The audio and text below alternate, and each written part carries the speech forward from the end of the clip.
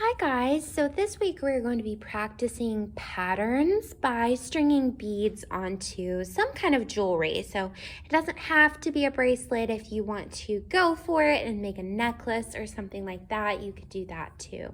So if you happen to have some already existing beads at home, like I have this giant bucket of all different types of plastic beads in my classroom, I just picked a couple of colors that I wanted to repeat and start creating a pattern.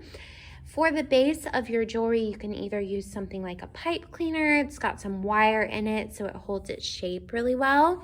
Or you could use any sort of string or thread that fits through your beads. So I started on a pattern here for my bracelet. I went dark purple, then I did 2 light purples, then I did another dark purple, then I did 2 more light purples. So what comes next? If you guessed dark purple, you were correct. So I would keep repeating that pattern with my plastic beads until I have a nice bracelet to wear around my wrist, which would actually match my sweater really well today.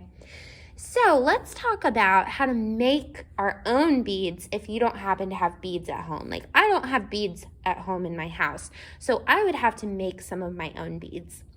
One material that you can make beads from that I actually don't have with me here today that I wanted to talk about really quickly is if you have some sort of pasta at home, some dried pasta that your grown-up is okay with you using for an art project.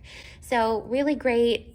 All different types of shapes work with this. You could use any type that you have in your pantry that is hollow in the middle. So it's got to have a hole through the middle for your string to go through. We can't use something like lasagna noodles. That would be really silly. They're just flat, right?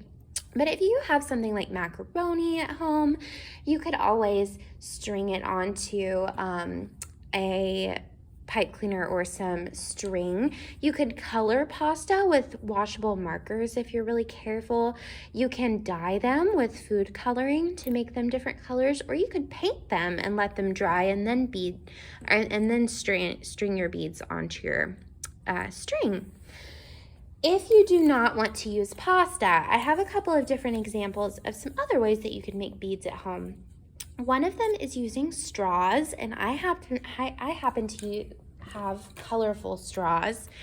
But if you just have white straws, you could always color them yourself with some sort of art material. But all you're going to do to make beads for this project is very carefully, you're going to use a pair of scissors or ask a grown-up if they will do this for you. And you're just going to cut off little pieces of each straw, and you can see that they're hollow inside. So I could use these to create a pattern on my bracelet as well for some beads. So if I was doing a pattern with these straws, I would probably choose to do purple orange, and then next I would do purple, and then after that I would do orange. I would alternate between colors. So that's something that you can do. Another thing that you can do is use some old magazines or colored pieces of paper, or even a white piece of paper that you've colored on, and you can roll these into beads. So you might need a grown-up to help you a little bit with this if you want to make some paper beads, but they're really easy once you get the hang of it. So the key of it is rolling it so that it's hollow on the inside, and there's a little hole for our string to go through. So I'm gonna roll up my paper, but I'm not rolling it super tight because I want that hole to stay in the middle. Bye, bird. So I'm just going to roll up my paper, and then when I'm done rolling it, I'm just going to tape the end in place with some clear tape. So these beads can be as big as you want them to be. They can be as thick or thin as you want them to be. They're really easy to customize. So I'm just gonna put a little piece of tape on here. And again, like I said, you could use a colored piece of paper, or you could color your own piece of paper so that you can use color to make a pattern with these. Or you could find a really colorful magazine.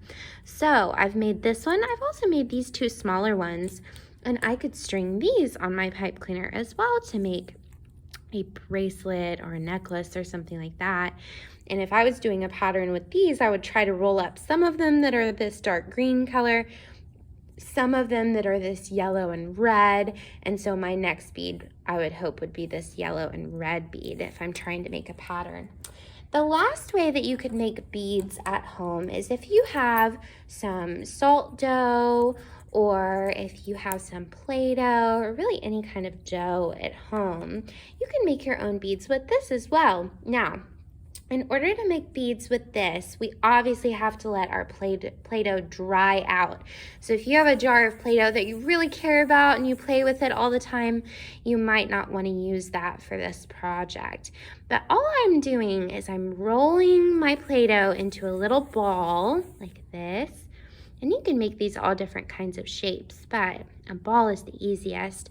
And then I need something sharp to go through the middle of this. So if I'm using a pipe cleaner to string, I can just go ahead and poke that pipe cleaner all the way through my bead. And then I'm gonna let my Play-Doh just dry out on this pipe cleaner and get nice and hard.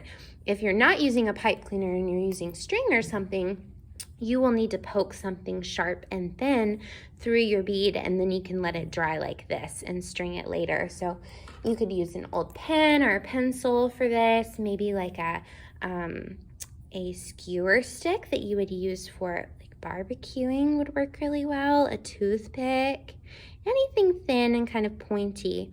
I have this little needle tool right here that I use for clay projects, and I've just poked my sharp object through my Play-Doh, and then very carefully I'm kind of rolling it around to make my hole a little bit bigger so that it can fit string in it when it dries. And then you can just leave it on your table and let it dry, and you can make as many of these as you want. That's a really fun way to make our own beads. So we hope you guys have so much fun either making your own beads or using some beads that you have around your house this week to create patterned jewelry. We can't wait to see what you make. Bye.